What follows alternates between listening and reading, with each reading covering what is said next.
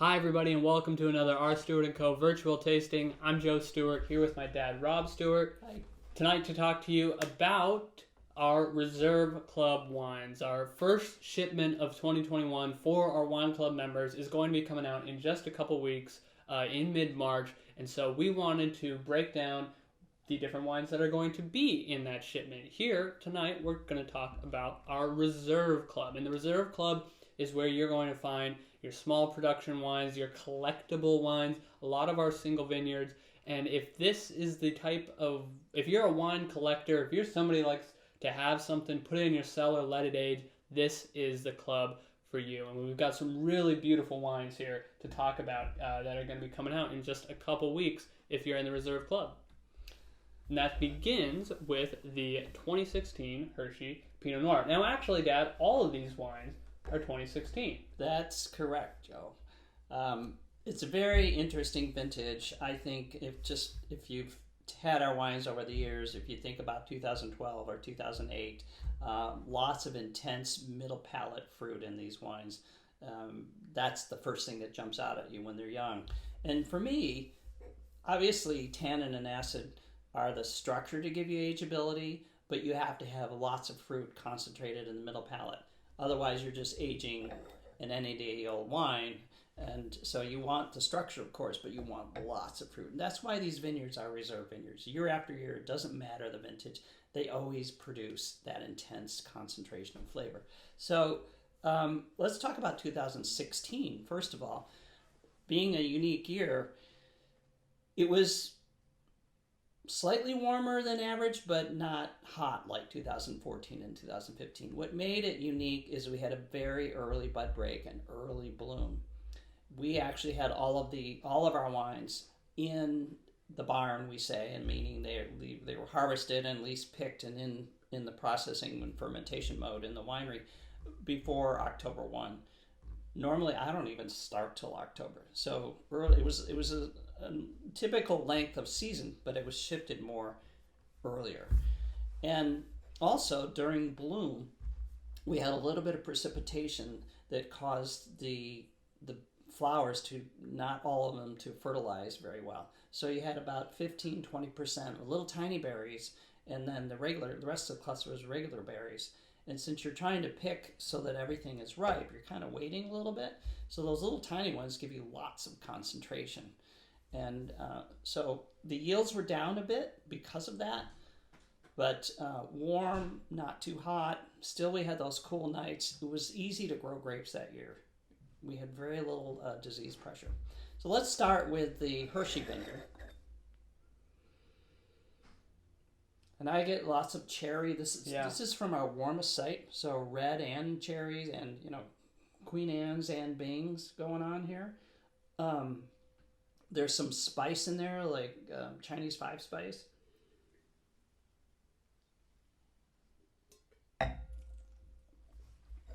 And this is a vineyard. There's a lot of this in our vignette wine as well, but you get that round middle palate. So warmer sites are going to have a little lower acidity, very juicy round middle palate. And that has to do with not only the fruit, but the fact that we polymerize the tannins early on, meaning we make the tannins that are harsh and bitter big, and then they become soft and round. And that gives you that textural component. And I have to say, just from time spent working in the wine bar, this is one that a lot of people love, especially as far as the reserve wines go. This is a real crowd pleaser. It is, hits a lot of bases for what people are looking for in an Oregon Pinot Noir. Exactly. So I would pair this. This would be great with a roast garlic and olive chicken, which actually we're going to have a roast chicken tonight. So it'll be interesting to not interesting. I know it's going to be a delight to have that. So that's where I would go with this one. Let's. Should we move on to the Lazy River? Lazy River, it is. Okay, Lazy River is unique. It's only a couple miles away from Hirschy. In fact, all three of these vineyards are within 5 miles of each other, but all very different soil types and terroir. What Lazy River does, first of all, the majority clone in this wine is Wädenswil. And Wädenswil is actually a Swiss clone, not Burgundian clone. And what we see in this clone, typically everywhere that we receive the fruit from it, is that you have high tannin and high acid.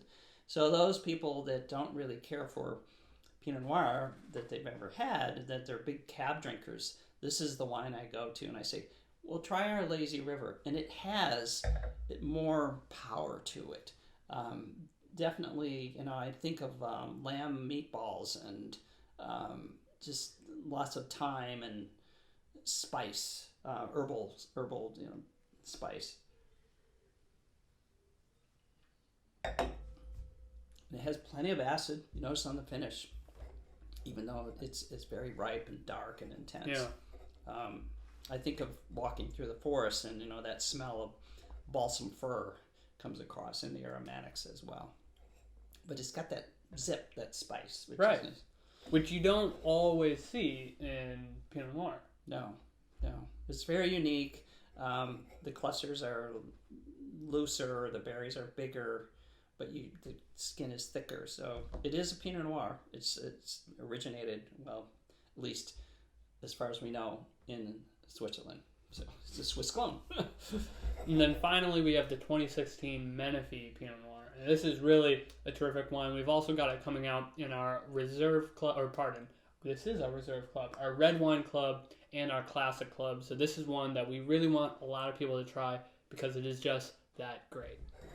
Sure. So what's unique about Menefee is that it's on a southeast facing slope, a little bit higher elevation in essentially the coastal range facing into the Willamette Valley. So it's in the Willamette Valley, but it's on the edge, and I can't explain it other than it's the terroir. But I get this blueberry that I don't see I've never seen in Pinot Noir anywhere else.